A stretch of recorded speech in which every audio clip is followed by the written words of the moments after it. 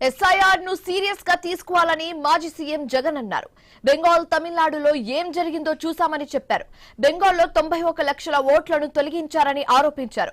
మమతా నియోజకవర్గం భవానీపూర్లో 45,000కు పైగా ఓట్లు తొలగించారని అన్నారు. తమిళనాడులో 74 లక్షల ఓట్లు తీసేశారని విమర్శించారు. స్టాలిన్ పోటీ చేసిన కొలతూరులో 71,000 ఓట్లు తొలగించారని జగన్ తెలిపారు. ఓట్లు పెరగడం వల్ల ఇక్కడ వైసీపీ ఓడిపోతే అక్కడ ఓట్లు తీసేయడం వల్ల ఓడిపోయాయని స్పష్టం చేశారు.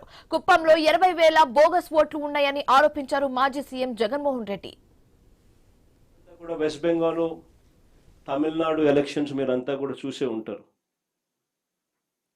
వెస్ట్ బెంగాల్లో మమతా బెనర్జీ గారు అయితేనేమి, తమిళనాడులో స్టాలిన్ గారి ఎన్నికలు అయితేనేమి మీరంతా కూడా గమనించే ఉంటారు.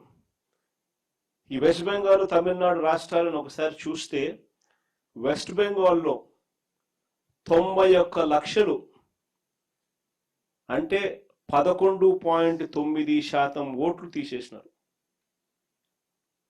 వెస్ట్ బెంగాల్లో 91 లక్షల ఓట్లు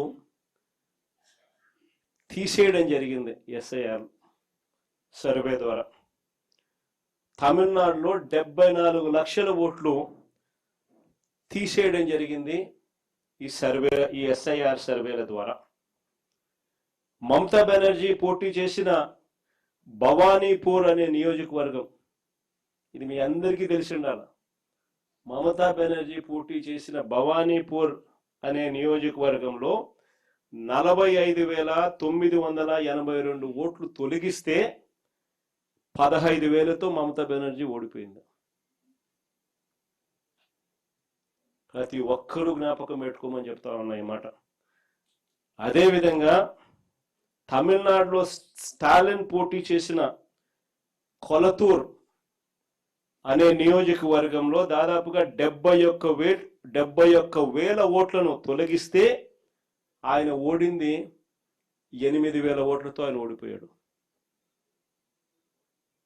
ప్రతి ఒక్కరూ కూడా ఈ 2 అంశాలను గుర్తుపెట్టుకోమని అడుగుతా ఉన్నా. ఇటీవల మీరంతా కూడా వెస్ట్ బెంగాల్ ఎస్ఐఆర్ ను సీరియస్ గా తీసుకోవాలని మాజీ సీఎం జగన్మోహన్ రెడ్డి అన్నారు. బెంగాల్ తమిళనాడులో ఏం జరిగిందో మనమందరం చూసామని చెప్పారు. బెంగాల్లో 91 లక్షల ఓట్లను తొలగించారని ఆరోపించారు. మమతా నియోజకవర్గం భవానీపూర్లో 45,000కు పైగా ఓట్లు తొలగించారని అన్నారు. అలాగే తమిళనాడులో 74 లక్షల ఓట్లు తీసేశారని విమర్శించారు. స్టాలిన్ పోటీ చేసిన కొలతూరులో 71,000 ఓట్లు తొలగించారని జగన్ తెలిపారు. ఓట్లు పెరగడం వల్ల ఇక్కడ వైసీపీ ఓడిపోతే అక్కడ ఓట్లు తీసేయడం వల్ల ఓడిపోయారని స్పష్టం చేశారు.